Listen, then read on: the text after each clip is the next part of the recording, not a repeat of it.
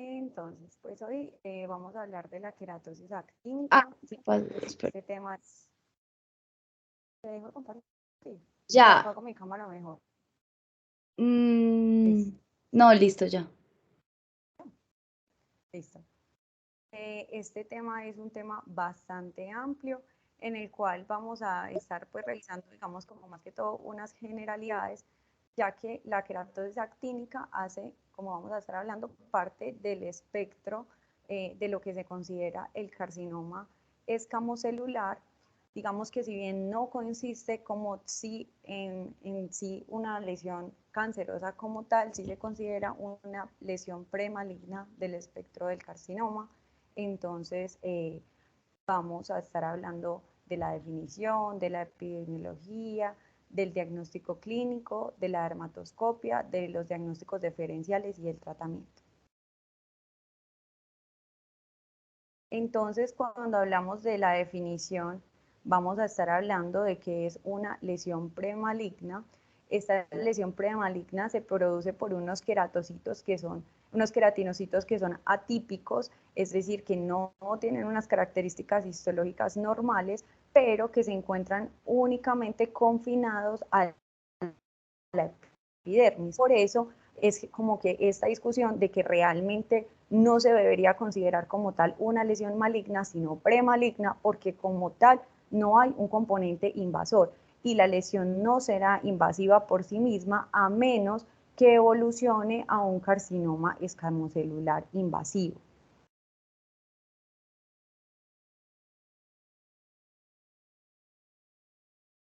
Bueno, en cuanto a la epidemiología, es una lesión supremamente común, aunque es difícil encontrar datos específicos que te hablen de las epidemiologías latinoamericanas. En general, los libros que se basan más que todo en las epidemiologías americanas dicen que es una de las lesiones más frecuentes y que puede constituir hasta el 14% de los motivos de consulta. Es característica porque se presenta en los lugares en los que hay piel fotoexpuesta o que puede ser susceptible a daño actínico. Cabeza, cuello, parte superior del tronco y las extremidades, especialmente las extremidades superiores, en la porción extensora. El riesgo de que un diagnóstico de un cáncer escamocelular que se encuentre en este momento venga de una queratosis actínica, se estima que es entre el 0.075 y 0.96%.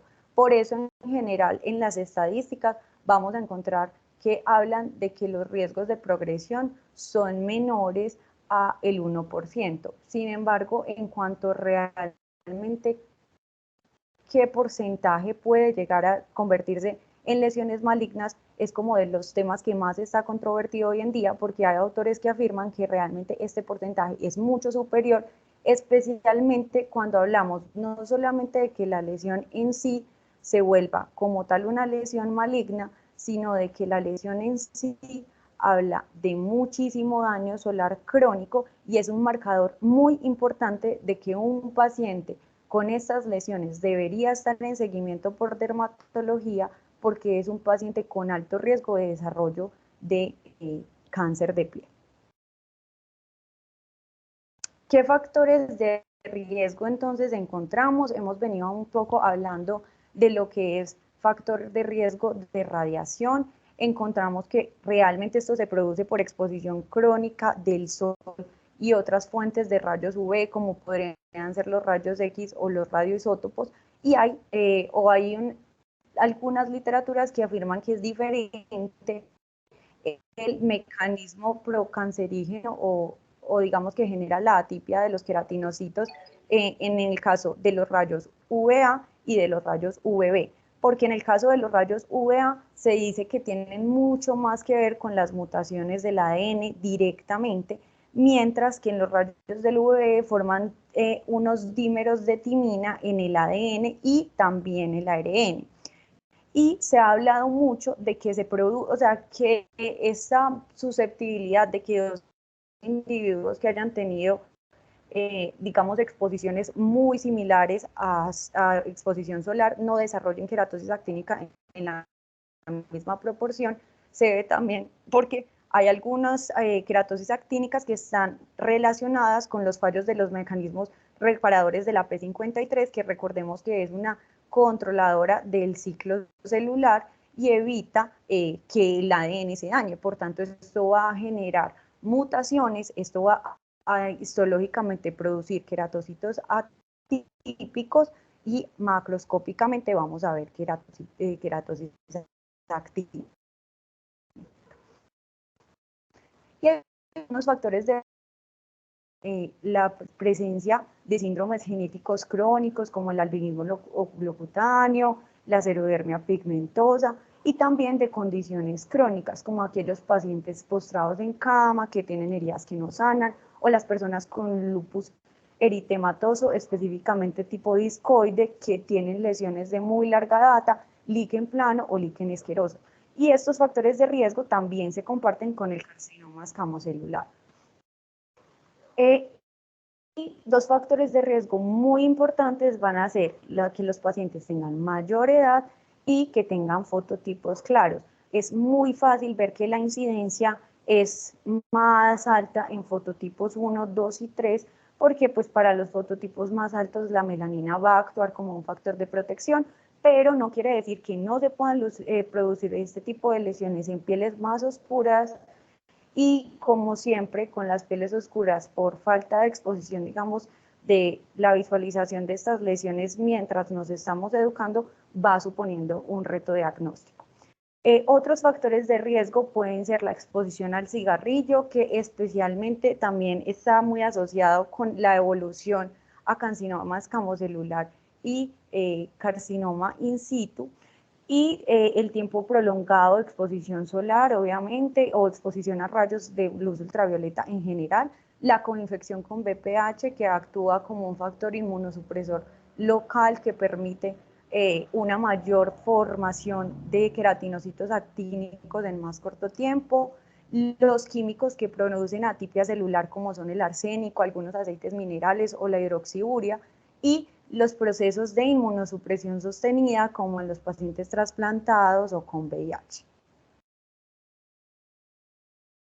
Las características clínicas, entonces, lo que vamos a evidenciar en el paciente de manera macroscópica es una pápula eritematosa o que puede variar en un espectro entre blanquecino y amarillo según el estado en el que esté, imperceptible prácticamente en estados iniciales de manera visual, pero que sí se puede palpar rugosa desde momentos muy iniciales de la enfermedad, y por eso la partecita que está en azulito dice debe acompañarse la inspección de la palpación simultánea siempre. El diagnóstico de la queratosis actínica requiere muchísimo de que estemos seguros de que esa piel se siente rugosa, tiene una textura diferente a la piel que la acompaña, además de que puede tener otras, digamos, lesiones circundantes o acompañantes que nos hablen de signos de daño solar crónico, como son la despigmentación, las telangiectasias y la elastosis solar.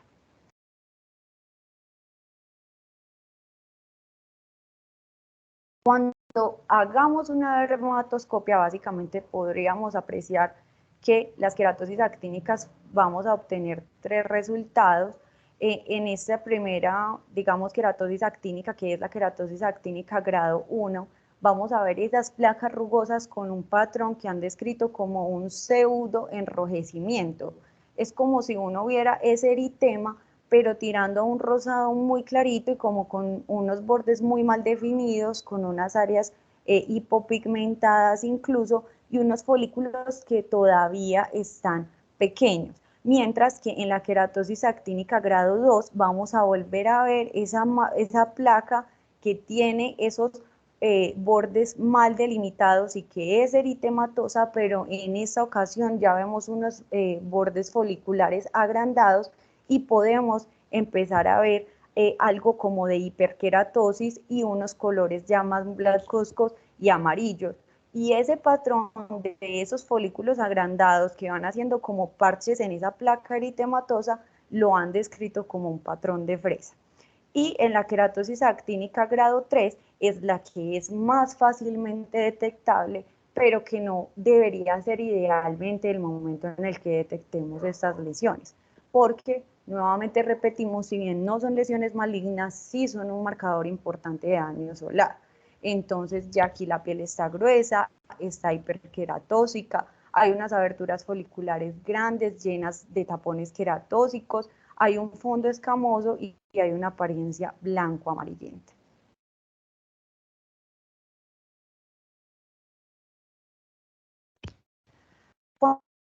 Cuando hablamos de queratosis actínicas, vamos a ver diferentes variantes clínicas. Tengo la queratosis actínica clásica, en la que vemos una mácula o pápula o placa eritematosa, que es la que estaría describiéndose en los estadios iniciales de 1 y 2 de la dermatoscopia. Luego vendremos a ver una queratosis actínica hipertrófica o hiperqueratósica, en la cual se incluye también las variaciones de queratosis actínica que se acompañan además de un cuerno cutáneo.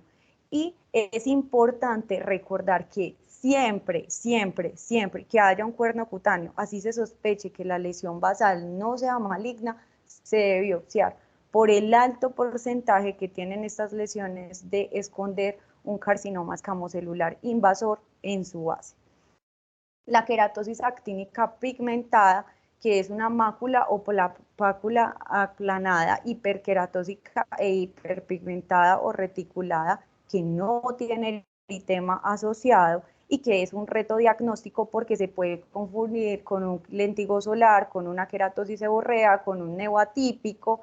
Entonces es diferente, digamos, los diagnósticos diferenciales que me puede representar esta lesión de las demás.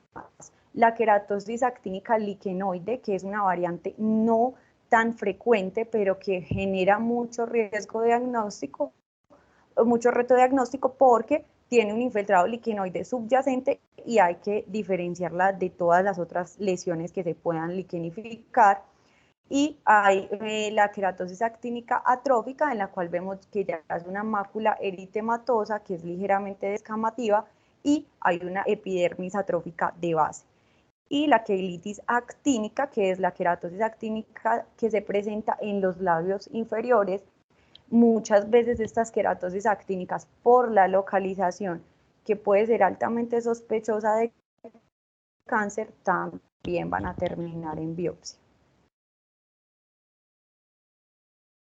Bueno, aquí traigo como unas imágenes de algunas queratosis actínicas y pues ¿por qué le dicen cuerno cutáneo? Porque realmente parece un cuernito. Pueden ser así pues muy extremadamente vistosos, pero también pueden ser lesiones que simplemente generan una pequeña elevación sobre la lesión de base y simplemente para recalcar que nunca se nos puede pasar la biopsia en este tipo de lesiones. Entonces, ¿qué curso clínico tiene? Una vez que yo diagnostico una queratosis actínica, ¿para qué la voy a tratar si se supone que no es una lesión premaligna y que menos del 1% va a tener progresión a cáncer de piel? Pues lo otro que puede pasar es que de un 20 a 30% pueden tener resolución espontánea y en ese 20 a 30% que resuelven, hasta el 63% puede regresar e incluso reaparecer en otros sitios diferentes. Pero lo más importante es, uno, que así el riesgo de evolución a cáncer no sea el más alto, existe y es una lesión fácilmente tratable, y dos, que es un marcador de daño solar. Y por tanto, es importante que ese paciente, una vez tratada esa lesión, siga en seguimiento cada 3 meses, 6 meses, dependiendo del número de lesiones que encontremos. Y posteriormente, si vemos que es un paciente muy estable, se podría incluso seguir cada año, porque es un paciente con alto riesgo de generar otros tipos de cáncer de piel, no solamente carcinoma escamocelular, sino por su daño solar, tener también carcinomas vasocelulares.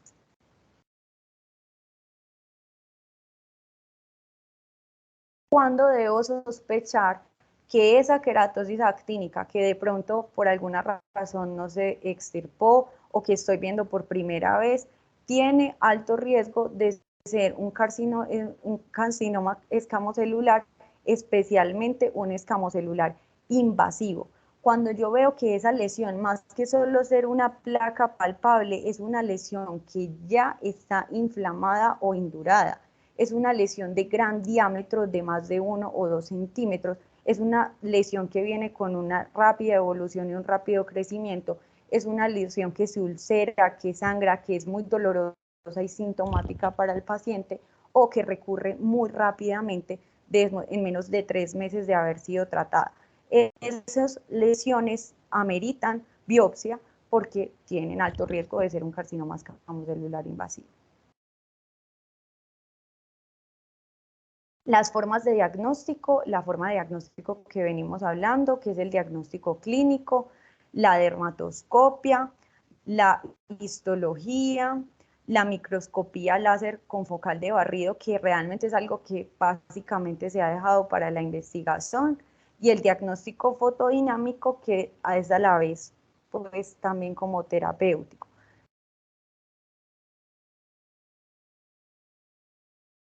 Entonces, ¿qué podemos encontrar en una biopsia que realmente sea una queratosis actínica, una proliferación limitada solamente a la región intraepidérmica de queratonocitos actínicos que pueden presentar, de queratonocitos atípicos que pueden presentar pérdida de polaridad, pleomorfismo, hipercromasia nuclear y mitosis. Estos queratinocitos atípicos se pueden acompañar de otros hallazgos como la ortoqueratosis, la paraqueratosis y la elastosis solar, que como veníamos diciendo son también marcadores de ese daño solar crónico. Y es indistinguible clínicamente a nivel de histopatología del carcinoma escamocelular in situ, pero realmente no se considera una lesión maligna. Los tratamientos los vamos a dividir en ablativos y destructivos, no ablativos y mixtos. Los ablativos destructivos, estamos hablando de lo que es crioterapia, raspado con o sin electrocoagulación, terapia con CO2 y cirugía. Los no ablativos, estamos básicamente hablando de los tratamientos tópicos, entre los cuales los más frecuentes son el imiquimod y el 5-fluoracilo, pero ya encontramos también las mezclas de diclofenaco con ácido hialurónico, y realmente es en este campo de los tratamientos no ablasivos que incluso han habido muchos tratamientos nuevos. Y los mixtos, como la terapia fotodinámica. Entonces, en cuanto a los tratamientos ablativos, encontramos las queratosis actínicas aisladas que pueden dejar cicatrices y alteraciones en la pigmentación y ser rápidas y fáciles de aplicar y efectivas. Entonces, pues generalmente lo podemos ver mucho en los consultorios, o yo lo vi mucho cuando roté en los consultorios de CES Sabaneta, que muchas veces si el paciente tiene pocas lesiones, el dermatólogo se siente con confianza de hacer la crioterapia en cara o incluso en zonas especiales, se hace muy fácilmente y pues es un riesgo que se está evitando para ese paciente. Está también la decisión quirúrgica, que podría hacerse sobre todo en los casos en los que se sospeche un carcinoma invasivo o lesiones recurrentes, si hay duda diagnóstica, si hay antecedentes de otros carcinomas escamocelulares invasivos, pero no sería lo ideal para las lesiones múltiples.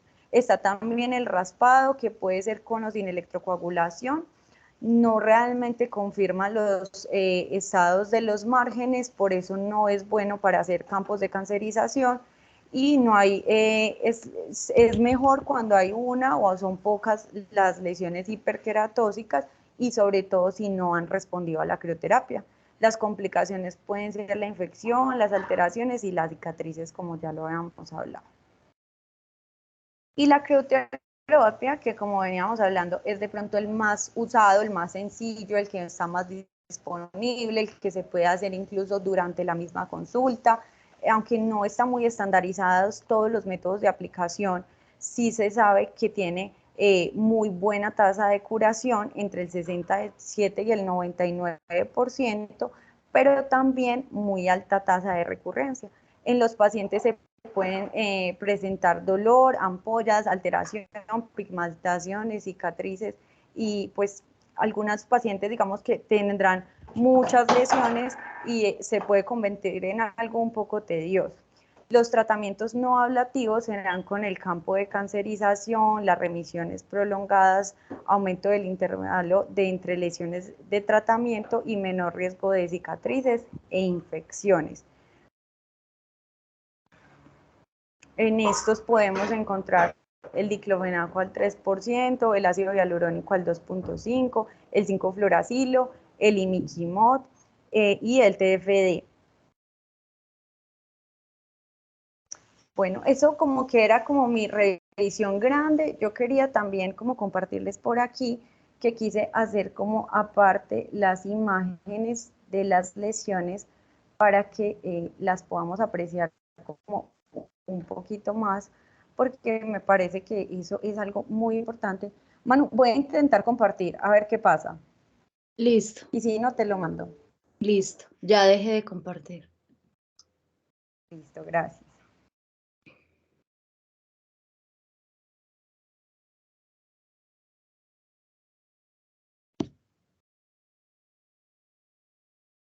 Entonces,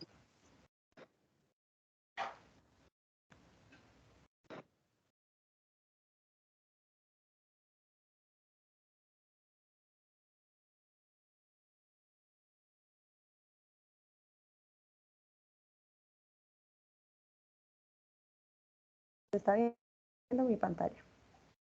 Sí, Manu, Bueno, pero blanca. blanca. Sí, pues no sé si está mostrando algo, pero no se ve. Solo se ve blanco. No sé, está bien.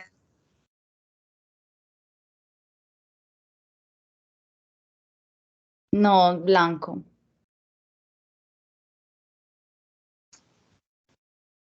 No sé por qué.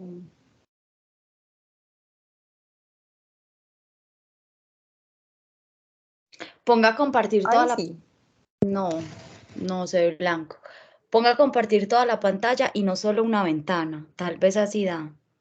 Y es que eso estoy haciendo. O sea, realmente eso era lo que estaba haciendo. Porque, y ahí. No. Pues o al menos a mí se me ve blanco. No, sí, no se ve.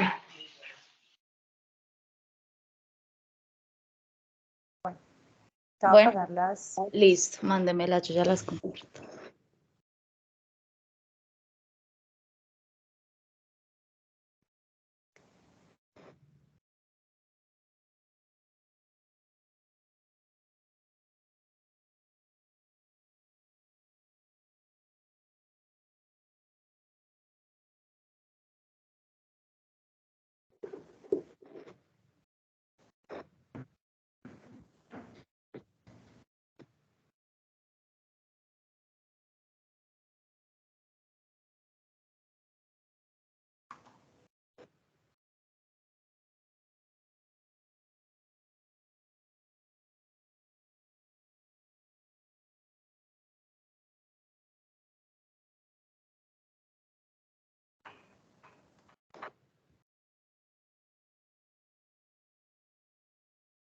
Espacio como una presentación para que haya más espacio. Listo.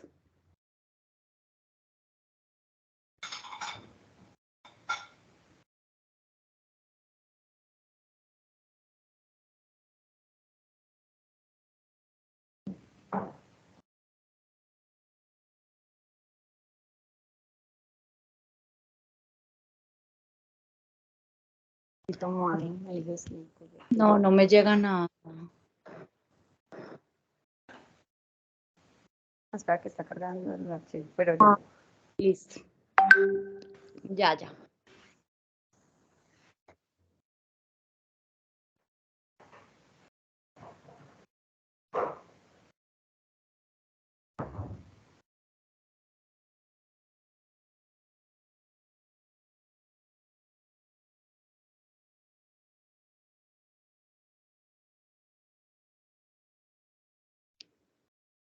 Listo. Ya. Compartí.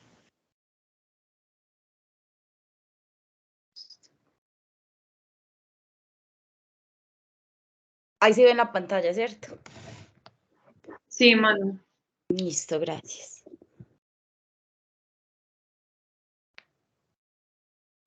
Bueno, Manu, si quieres pasa a la siguiente.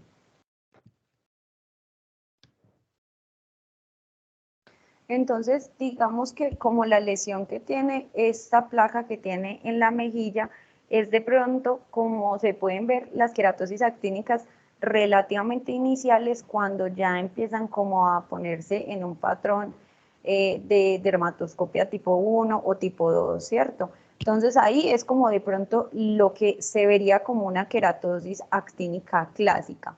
Manu, ¿te puedes devolver a la anterior, por favor, un momentico? Estas también pueden corresponder a un patrón de queratosis actínica clásica más avanzado y en este cuero cabelludo podemos ver cómo hay múltiples, pues como signos de daño solar crónico, además de las queratosis actínicas como las elastosis solares, las hipopigmentaciones y pues obviamente que por ser un cuero cabelludo expuesto y que probablemente no tuvo mucho cuidado con protección solar, están pues ya consultando en un estado bastante avanzado. Y más adelante hay otras.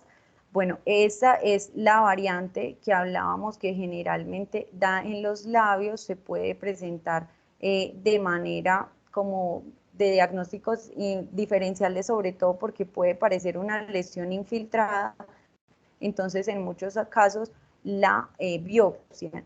Y esta sería una variante con una especie de cuerno cutáneo perteneciente pues como al tipo de las hipertróficas. Por acá podemos ver cómo se ven más las hiperpigmentadas y que ya pueden suponer más un diagnóstico diferencial con otros tipos de lesiones como las queratosis seborreicas y no ser tan fáciles de reconocer como queratosis actínicas inicialmente. Y creo que hay otra mano. Y aquí podemos ver algunos tipos de cuando se ponen hipertróficas y liquenificadas y que pueden ya incluso parecer a carcinomas vasocelulares en algunos casos.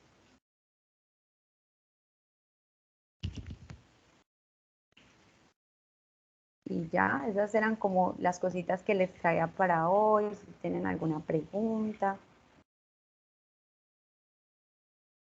Manu, súper bien. A mí me parece que hiciste una revisión demasiado completa. Es un tema que, siendo muy del día a día, tiene mucho enfoque, pues, como por escarbarle.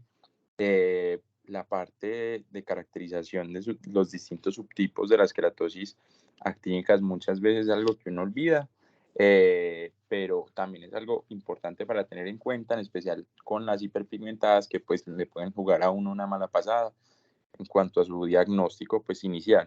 Lo de la dermatoscopia también estuvo muy chévere y la verdad aprendí un montón de eso porque creo que para mí siempre se venía a la mente el patrón de fresa, pero no había pensado tanto en el patrón de esos estadios iniciales, eh, que creo que hay veces uno encuentra unos eritemas, pues en esas zonas fotodañadas uno encuentra unos eritemas que uno dice, bueno, no veo el patrón en fresa, pero yo creo que ahí hay una actínica porque se palpa.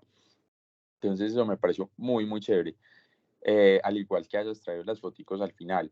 Yo creo que las dos cosas, también como para resaltar, además de lo que ya habías, pues lo que ya estaba diciendo, es uno, me pareció muy bacano que también, más que uno demeritar el hecho de que puede que no todas las actínicas se terminen convirtiendo en un escamón celular, sí es muy cierto lo que dijiste de que más que todo eso me va a prender las alarmas para pensar que yo tengo un paciente con un fotodaño extenso y que eso es lo que verdaderamente yo debería estar empezando a impactar.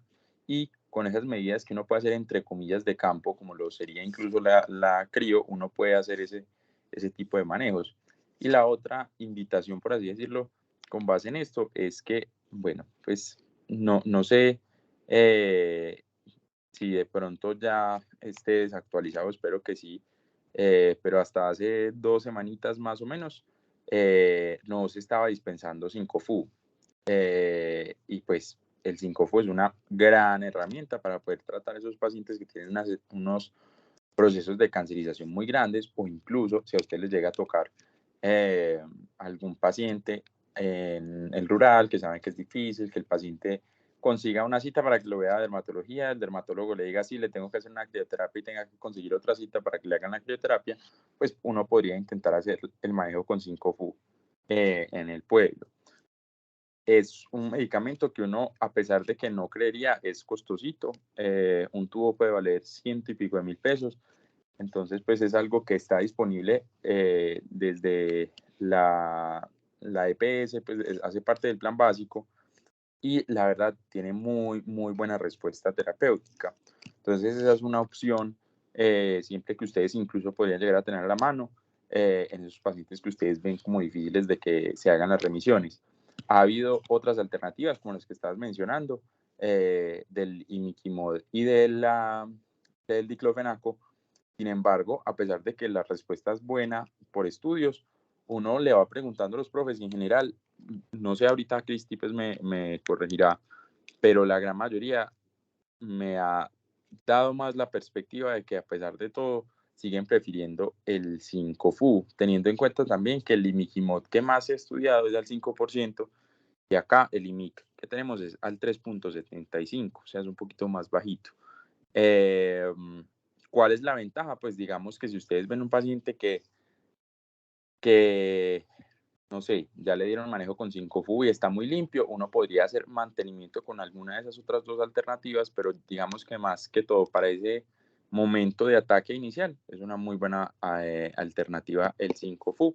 Y con ese pues siempre no olviden que eso es un medicamento que su objetivo es generar una inflamación local y que con base en eso yo voy a hacer una respuesta terapéutica. Y acá hay una parte que más que por evidencia, uno lo puede pensar más desde el lado como de mecanismo de acción y demás, y es que muchas veces estos pacientes se irritan mucho y la gente usualmente envía algún esteroide tópico asociado para el control sintomático. Teóricamente eso estaría yendo un poquito en contra de la respuesta inmunológica que uno está intentando inducir cuando ustedes están dando un 5FU. Entonces, como alternativa o como propuesta, en caso tal de que vayan a mandar un 5FU algún día, busquen simplemente una crema hidratante, un aloe o algo por el estilo, para que el paciente esté utilizando en esas zonas que se está empezando a irritar, porque pues, si le empezamos a dar esteroide, entre comillas, estamos haciendo un efecto contrario a lo que nosotros estamos intentando hacer de manera terapéutica. ¿Listo? No sé si Cristi vaya a comentar algo. Yo veo que por ahí Vero tiene la mano levantada.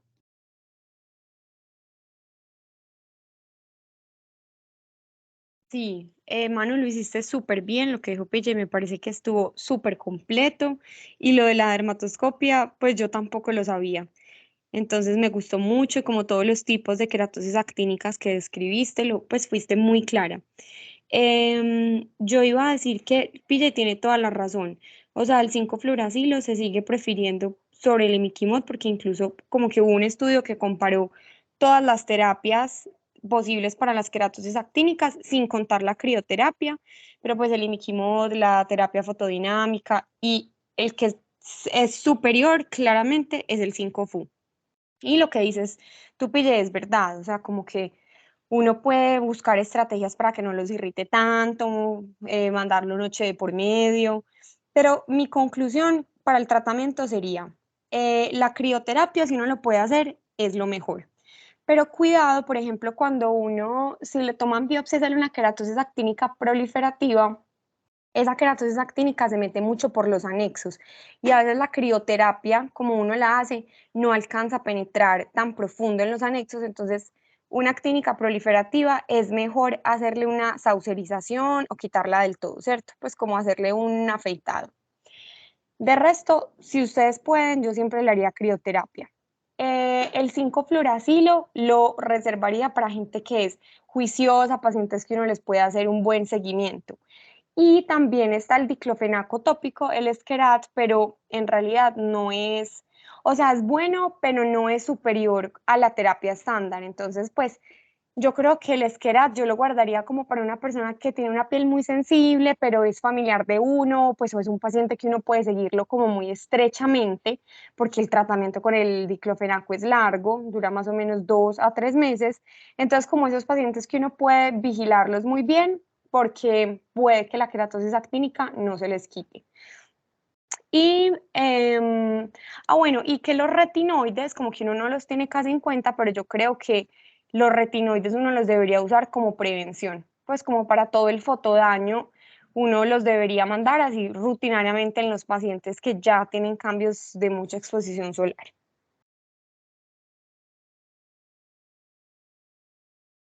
Súper, gracias. Ve, yo tenía una pregunta. Yo al cuánto tiempo del 5FU digo, no sirvió. O sea, tú lo mandas los Es 21 días Ajá. y en ese momento el paciente va a estar súper irritado, va a estar rojo, ese no es el momento para evaluarlo. Cuando haya pasado más o menos un mes después de eso, donde ya la piel no está, o sea, es que vas a ver que el efecto del fluoruracilo es como un rojo mucho más grande de lo que era el tamaño de la queratosis actínica. Pero, o sea, debe cicatrizar normal, o sea, ya al mes se quita el rojo, tú palpas y la piel debe estar lisa. Pero si tú ves que todavía está carrasposito o se ve ya como la lesión de un tamaño menor al eritema que tenía cuando justo terminó el fluoruracilo, ahí es donde uno debería decir, tal vez es un escamo, no ha respondido, biopsio. O no sé, PJ, ¿qué piensa? Gracias. Sí, no, total. Pues creo que esa es una súper buena cosa por tener en cuenta, que uno nunca evalúa el 5FU inmediatamente acaba de terminar la terapia y es muy raro que falle. O sea, si falla es porque el paciente no se lo estaba aplicando bien. Porque incluso, pues digamos que la progresión es que yo haga queratosis actínica, escamocelular in situ y posteriormente que me haga un escamocelular invasivo. Y yo para un escamocelular in situ pues fácilmente podría estar igual mandando el 5FU. Entonces, que una actínica no me responda es o que al principio había hecho un diagnóstico inadecuado y digamos, el problema ahí no es ni de uno ni del patólogo, sino que de pura casualidad tomando la biopsia, se tomó de un sitio que era más queratosis actínica que de escamo celular, que hay veces pasa y más cuando son lesiones muy grandes, o que el paciente no se lo está aplicando muy bien. Y también una cosa que es chévere de este tipo como de tratamiento que es dirigido, es que los pacientes al principio se irritan muchísimo, pero más o menos como digamos que estuviéramos hablando de un escamocelular y que ya estamos dando 6 u 8 semanas, entre la cuarta, quinta semana, el paciente mismo va sintiendo que ya cada vez le pica menos, pues si ha estado juicioso, justamente por el hecho de que como el 5FU ataca, pues o va directamente a aquellas células que están en un proceso proliferativo rápido, él solamente va a generar irritación donde hay cáncer. O sea, casi que teóricamente, si ese paciente quisiera bañarse en 5FU, las lesiones o las zonas donde va a generar irritación es donde tiene la lesión maligna. Entonces, con el tiempo, a medida que se va resolviendo esa lesión, el paciente también va a ir tolerando un poquito más el 5FU. Listo. Gracias. Con gusto. Yo tengo una pregunta, pues 3. En cuanto a lo del diclofenaco, en comparación con el 5FU, yo quisiera saber si hay pues como una guía o una recomendación estándar porque, pues, o no sé si lo que ustedes están hablando es como una recomendación ya como de alguna guía, porque es que he visto que lo hacen es como por gusto, entonces dicen como, no, a mí me gusta más el 5FU porque me siento más seguro, o me gusta más el Esquerat porque siento que no se irritan tanto los pacientes. Entonces, pues primero yo quisiera saber si es como más de lo que al dermatólogo le guste más o si hay como algo que está más recomendado o con mayor evidencia. Yo por ahí me iría con lo que estaba Pero, diciendo ahorita, dale. que que digamos que de todas las terapias tópicas o alternativas que hay, la que definitivamente tiene mayor eficacia en cuanto a resolución va a ser el 5-FU.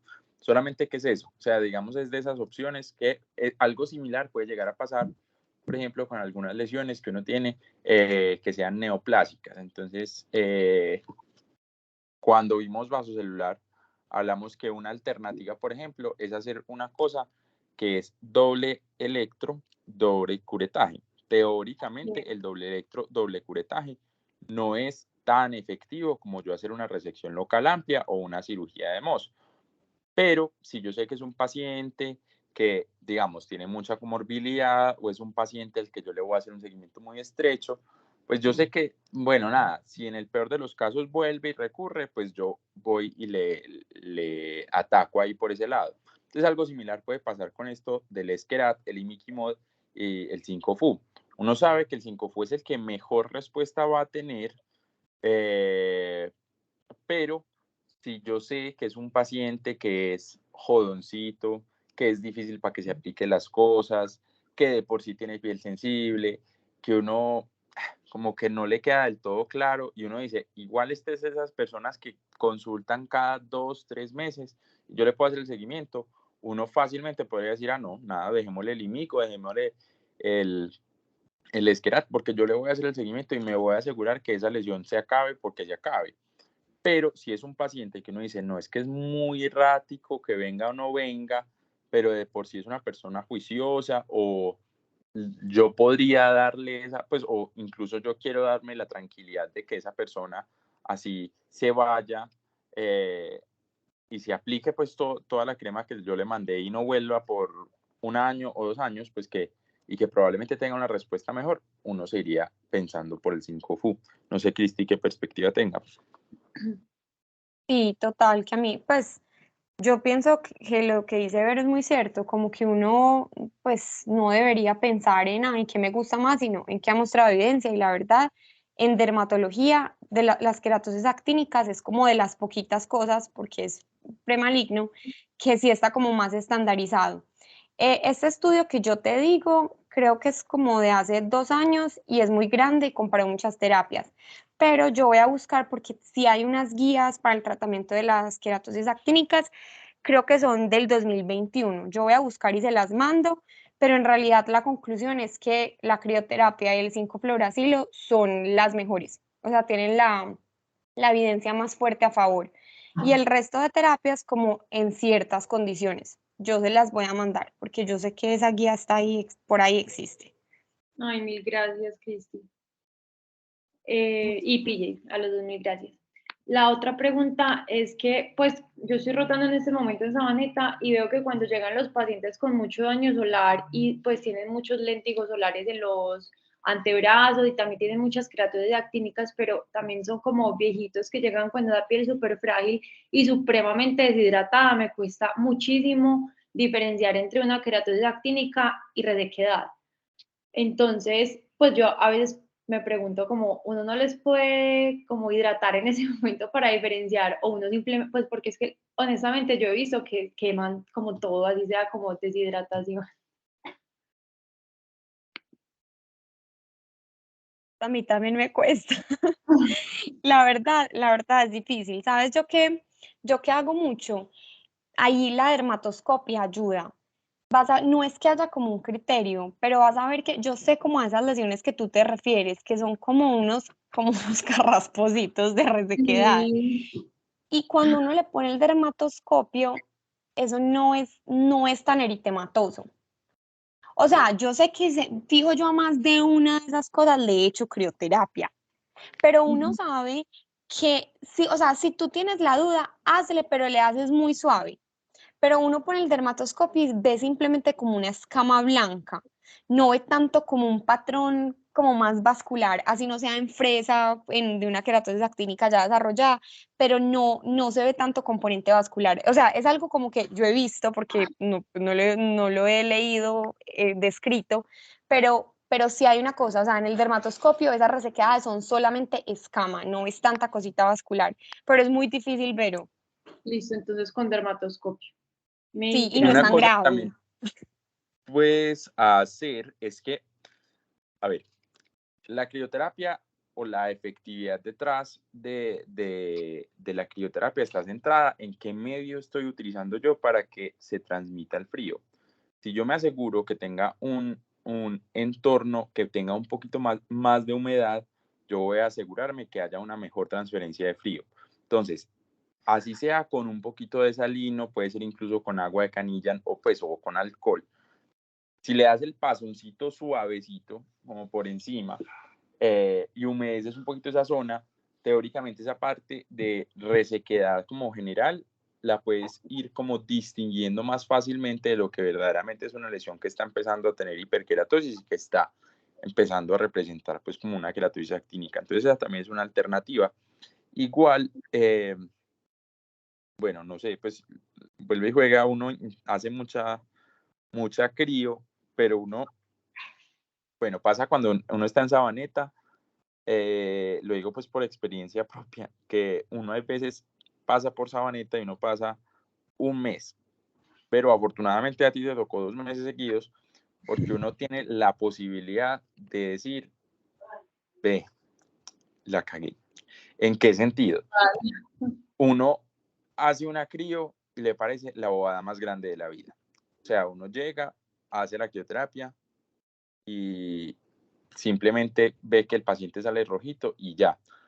Pero las crios no están libres de efectos adversos. Una crioterapia, y más en un paciente que tiene esas pieles que son súper delgaditas, puede generar unas lesiones bastante importantes con el tiempo, e igual es una sintomatología muy maluca que puede llegar a tardar en miembros superiores unas 2, 3, hasta 4 semanas. Entonces, también en ese tipo de casos, ustedes van a ver que cuando hay una zona de cancerización demasiado extensa, o sea, todo un antebrazo, que uno no sabe qué es qué y demás, una de dos. Vuelve y juega, pues parezco visitador médico de 5FU, pero uno podría utilizar 5FU. O la otra opción es hacer crioterapias de campo. Las crioterapias de campo no tienes que centrarte en una sola lesión, porque si uno tiene un paciente que tiene 60 actínicas en un antebrazo, se tira ahí 1 hora como mínimo. Lo que uno puede hacer es un pasoncito literal, como si estuvieras pintando un carro con un aerosol. Entonces vas pasando por encima y le das unos 2 o 3 pasoncitos. ¿Por qué? Porque la crioterapia, digamos que uno más debería ser estricto es cuando yo estoy intentando quitar una verruga, o cuando estoy, pues una verruga viral, o cuando estoy intentando quitar incluso alguna neoplasia. Pero si yo estoy intentando quitar una actínica, yo estoy incluso intentando quitar un léntigo solar, esas son lesiones que uno normalmente no necesita hacer una congelación demasiado prolongada. Entonces esa es otra alternativa. Ay, perfecto, muchísimas gracias. Pero y pues yo no sé qué opinan los doctores, pero como de lo que estuve leyendo, también para los pacientes que tienen esas pieles muy sensibles y con lesiones muy extensas y numerosas, está como la opción de la terapia fotodinámica, que es lo que pues hablábamos en la presentación como de terapia mixta, porque combina eso de tener como algo no invasivo con un efecto tópico y aplicar los rayos para, digamos, generar ya más invasión al tejido. Pero pues La verdad entiendo nunca lo he que no visto es, montar. sí, yo creo que no es algo como muy disponible, pero supongo que puede ser una opción para pieles muy, muy, muy, muy delicadas. Es que el problema es que la fototerapia fotodinámica es buenísima, pero el ácido aminolebulínico es muy difícil de conseguir. Entonces hay muy poquitos dermatólogos que tienen eso acá, que es pues la sustancia fotosensibilizante. Y cuando la usan más, por ejemplo, para vasos celulares superficiales, o sea, no la malgastan en una terapia de campo, pues en una queratosis actínica, pero la verdad sí funciona bien. Total, o sea, van a ver Ah, que incluso hay muchos pacientes que uno dice terminan en un procedimiento quirúrgico que uno podría muy fácilmente haberlos llevado a hacer terapia fotodinámica. Pero, o sea, lo que dice Manu es completamente cierto, es una súper buena alternativa, solamente que en nuestro medio es muy difícil por términos administrativos y económicos, pero sí, podría ser una opción, total. Mil gracias, Manu. Dale, Vero, con todo el gusto. De lo que estábamos hablando de la dermatoscopia que incluye ahí como en la presentación, lo saqué de un artículo que acabo de mandar al grupo. El artículo no es súper nuevo, la verdad, pero pues sí me pareció que estaba como bien explicadito y es muy cortito, entonces por si los doctores lo quieren revisar y miran a ver si les parece que eso aplica, si eso ya no aplica o no sé. Ay, mil gracias. Ay, no me gustó, sí, gracias. Me gustó saber eso. Gracias, Manu. Voy a ir Con gusto. compartiendo el QR para la Pero asistencia. hasta donde yo sé contar, tú preguntaste solamente 2 cosas. Ay, sí, Vero. Perdón. No Es eran que me dio 3. pena preguntar más. Ah, Me dio pena preguntar la otra. Ajá. Bueno, es que, bueno, también me parece difícil diferenciar pues, mediante la clínica, la queratosis actínica hipertrófica o hiperqueratósica de la queratosis seborreica. Por clínica es difícil, y más si es hipertrófica, hiperpigmentada, porque tiene ambas cosas que uno normalmente asocia a una seborreica. Eso sí, depende. O sea, la seborreica más tradicional es esa característica como oleosa y demás. Y fuera de la dermatoscopia va a ser la prueba reina, por así decirlo, en cuanto a uno hacer esa diferenciación como clínica.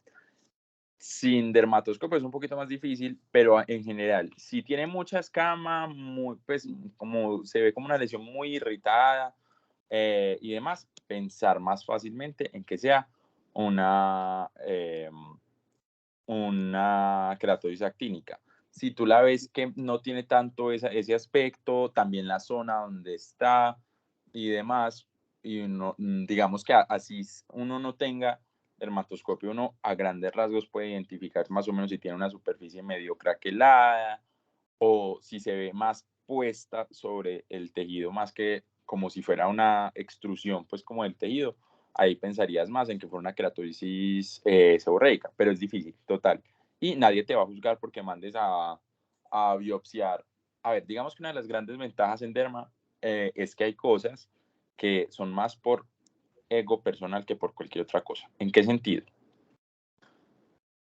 Muy chévere si tú eres capaz de coger una lesión y tú decir, esto es tal cosa, y que lo termines mandando a patología y que te digan, efectivamente era eso. Evidentemente uno va entrenando el ojo clínico y más adelante eso podría ahorrar una biopsia o un procedimiento. Pero si, por ejemplo, lo mandas pensando en una cosa, pero terminaba haciendo la otra, probablemente el tratamiento va a ser igual, porque si la seborreica estaba maluca o estaba incómoda o la paciente o el paciente quería que se la quitaran o le estaba irritando o lo que sea, probablemente le vas a hacer el mismo tratamiento a que si hubiera sido una queratosis actínica. O sea, igual hubiera sido su crioterapia. Entonces, esa es la ventaja, o como los pañitos de agua tibia que uno también se puede dar a sí mismo, decir, bueno, la verdad, no pasó nada grave si confundí la una por la otra. Pues, me sirven los pañitos de agua tibia. total. Lo que pasa es que como que hacía la crioterapia pensando que era una actínica y tan los tapones que era pues de Ajá. Bueno, la esa es la otra cosa. yo como, ay no, pues o sea, me confunde mucho porque me ha pasado varias veces, entonces bueno. Total, una cosa que es boba, pero que también hay veces genera, pues le aclara a uno la duda, es que ahí mismo uno hace el primer como spray de la crio, eso le resalta a uno las estructuras superficiales, entonces probablemente eso fue lo que viste, que tú hiciste la crioterapia y ahí mismo le echaste el nitrógeno, eso resaltó que, por ejemplo, tenía una superficie craquelada y dices, no, pues no, eso era una seborreica y no una actínica. Eso también hay veces puede pasar. Listo. Mil gracias. Bueno, muchas gracias a todos por asistir. Me disculpo por no haber podido hacer la presentación el martes pasado. Me hicieron un cambio de turno a última hora. Yo No creo te que preocupes. también como gracias, para terminar así como algunas conclusiones, pues recordarle siempre a los pacientes, tengan o no tengan daño solar, lo importante que es cuidarse la piel del sol, el uso diario de bloqueador, de medios físicos de protección solar y ser nosotros también los grandes captadores de estos pacientes, que a veces eso son cosas que aunque las queratosis actínicas pueden arder y pueden doler, hay gente que eso le parece que es la quemadura normal que tiene desde los 40, desde los 50 y nunca jamás van a consultar. Entonces, si la vemos, si por casualidad nos llega, si de repente estamos revisando un paciente, mirarle la carita, mirarle la parte superior del tronco y los brazos, porque ahí puede estar y pues aunque no pedimos que no es algo que fácilmente se va a convertir en algo maligno, pues lo ideal sería que el paciente entre en un seguimiento estricto. Exactamente. Súper buena conclusión, total. Además de quién sabe qué, por ser ociosos y empezar a revisar así juiciosamente si de pronto un paciente tiene una actínica o no tiene una actínica, terminan remitiéndolo para una crioterapia y se les toca con un dermatólogo juicioso, puede que ese dermatólogo le haga una evaluación bien extensa, le encuentre un vaso, un escamo, ¿por qué no? Hasta un melanoma. Entonces, ese buen pronóstico iría también de mano con que ustedes le hicieron una evaluación extensa.